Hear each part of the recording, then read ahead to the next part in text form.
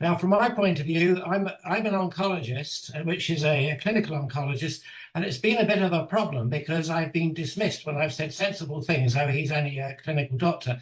But these people forget that I was there at the beginning with HIV, and I was there in 1984 when Fauci promised a vaccine in 18 months' time, and 40 years later, we still don't have it. So I've been through all this, and I was a co-discoverer of the CD4 receptor, which is how I got involved in COVID in the first place. That my colleagues, collaborators, with whom we'd actually done a very good HIV vaccine, and we've published and everything on it, Fauci continued to ignore it for reasons I've only just started to realise more recently. But we are asked to help do a vaccine along the same lines. And my first thing with vaccine is less is more. The less you put into the vaccine, the more likely it is to work. And everybody went for the spike protein. Now, when we analyzed the spike protein, we found it had, and we wrote this all down, we had terrible trouble publishing it. We couldn't publish it for 3 months. It was turned down by every journal. We found out there were 6 inserts plus the furin cleavage site.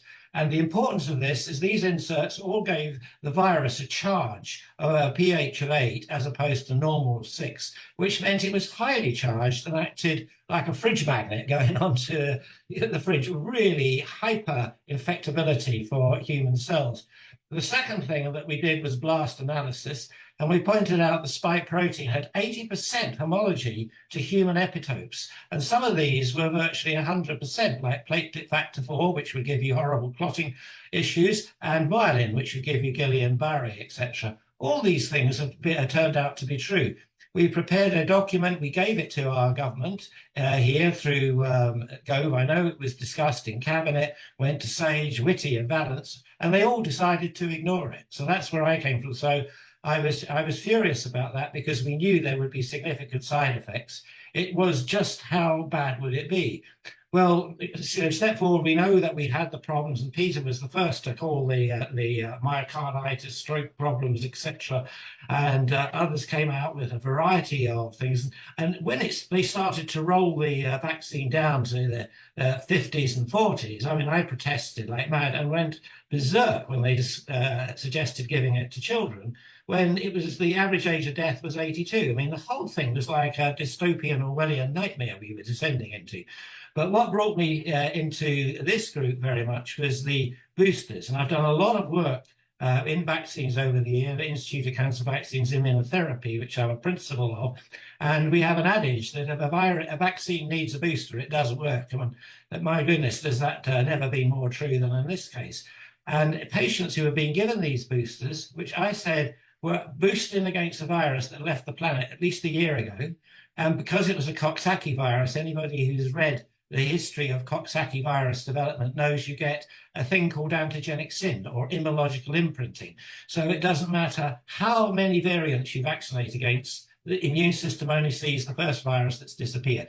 So it just produces lots of useless antibodies. But more importantly, the booster suppresses the T cell response.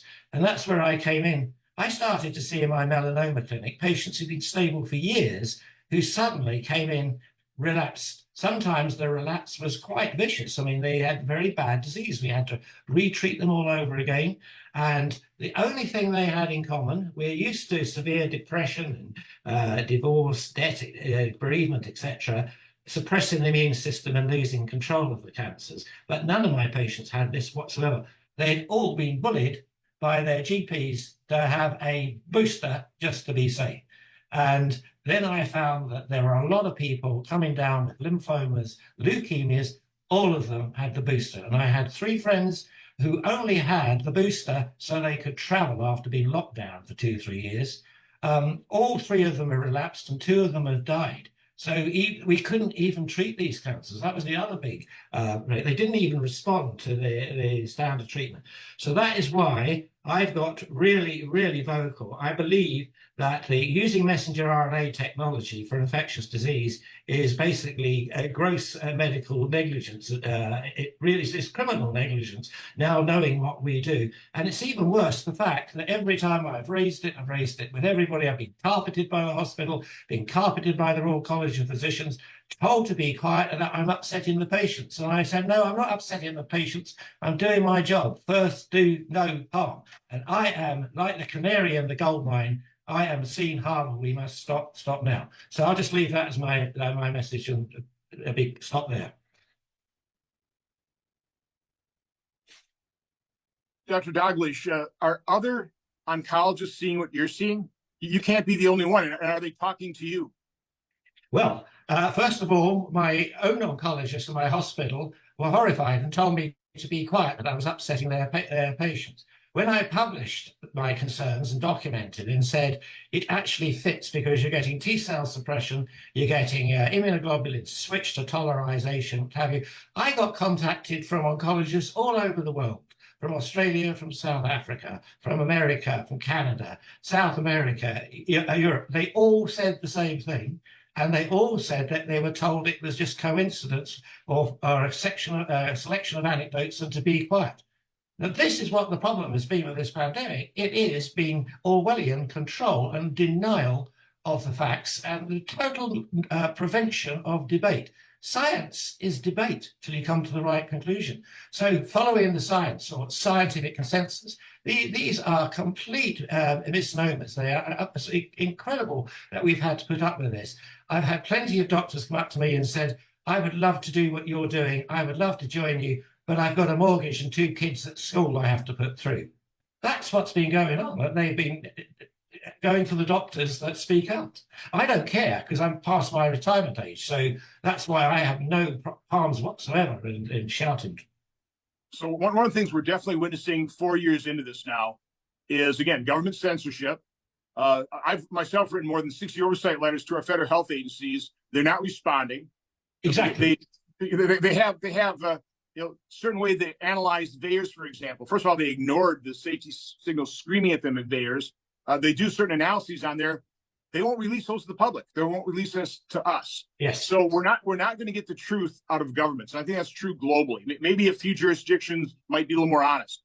So seeing as you've had other doctors contact you, they don't necessarily have to put their name to it, but is it possible for people like you or a group to have doctors submit, basic their practice data that would show increases in cancers?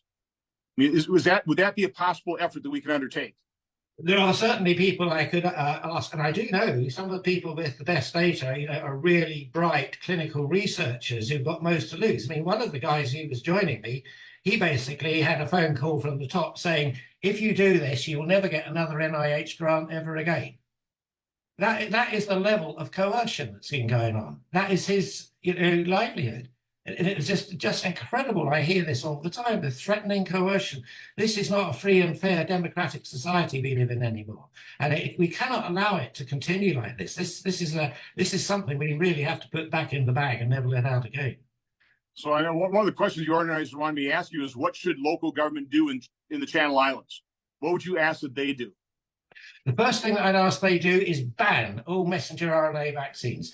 Ban the whole concept of giving a booster, which is only there's no way in the world these vaccines prevent infection. We know that from the Cleveland study and many other studies. The more vaccines, the more likely you are to get COVID or some other dreadful infection, or zosters, Bell's palsy, shingles of other sites. It's just so obvious to any doctor that's seeing all this. So that's my first recommendation. Ban all messenger RNA vaccines for the future. Ban all boosters here and now. But you understand one of the reasons that they continue to push the boosters, that's one of the techniques, so they never have to admit they are wrong. If they all of a sudden ban the boosters, the vaccine, that's a tacit admission that these things were not safe. They were not effective. So all the lies they've been telling us for years will be exposed. I mean, you understand that, right? Yes, well, when I was at Andrew has had several parliamentary meetings, and I had discussed with somebody at one of these meetings. I didn't know exactly who he was, but he seemed to be very high up. And I said, why on earth is the government pushing these boosters? And as coldly as you could like, he just said, well, they've spent such a fortune ordering far too many. They feel they ought to use them up. Now, this is even knowing that they're causing severe harm. I mean, it makes the whole thing even worse. Have you been following the revelations about the DNA contamination a different type of DNA contamination that is getting the cells, is getting the nucleus, and how that might impact increasing cancer rates? Are you following that at all? Certainly am, and I've been writing in the Daily Skeptic and the Conservative Woman. Actually, I wrote one only yesterday or the day before on, where I listed all the ways that a messenger RNA booster vaccine can cause cancer. It's now up to 8 major described mechanisms, and the most recent one that is worth pointing out is, and Ryan Cole will know very much about this, is that the early studies suggesting the spike protein bound to P53, BRCA and MSH, etc., which are suppressor genes. So if you inactivate these, you can't control cancer. You're basically taking the police out, as it were, has been completely confirmed by a study from Brown University, where they show it's absolutely true. And that's another thing. This was shown a couple of years ago, but it was withdrawn and retracted under severe pressure from the NIH and big pharma companies. This is what's been going on. It's unbelievable. Now, that binding of those suppressor genes could lead to a tsunami of cancer in the next few years. Because if you've got an abnormality in the suppressor gene, you end up with cancer 10, 20 years earlier than you normally have had it. So I'm really frightened what the implications are for this. But the contamination issue you brought up means that there's no quality control. I mean, the MHRA go on about the importance of quality. They have made it very difficult for a very safe procedure about a heat-killed mycobacterium thing I've been working on with no side effects at all, but has been shown in randomized studies to be beneficial. They have stopped it being approved because they keep bringing up safety issues and quality control. There were no quality control safety issues, as we know from this contamination in the batches. I saw that a presentation out of the studies. It's absolutely appalling. As soon as that became evident, they should have banned it. Have you seen the stories where government officials and the people in charge have been attributing the turbo cancers, some people are calling them, to accelerated aging? Do you want to comment on that? Yeah, well, yes, there's no doubt there are turbo cancers and accelerated. Absolutely, I've seen it myself. I've seen 2 this week. I tried to do very little new practice, but both the patients and new patients I saw this week had basically had relapse and turbo cancers, i.e. very fast. And again, I mean, it's terrible. I said, can you tell me your vaccine history? They both had not 1 booster, but 2 boosters, bullied by their GPs for them just to be safe, So there's many ways it could be turbo, because it upregulates PD-L1, which means you're protecting the tumor. I mean, we try to attack that and downregulate it with the latest immunotherapies, these Keytrudas and Optivos, etc. But it actually is activating pathways that program to escape immunotherapy and chemotherapy. And I've seen that in my own patients. I can't believe that their tumors didn't respond to standard treatments, and I knew it was due to this. But now I know a lot more reasons why.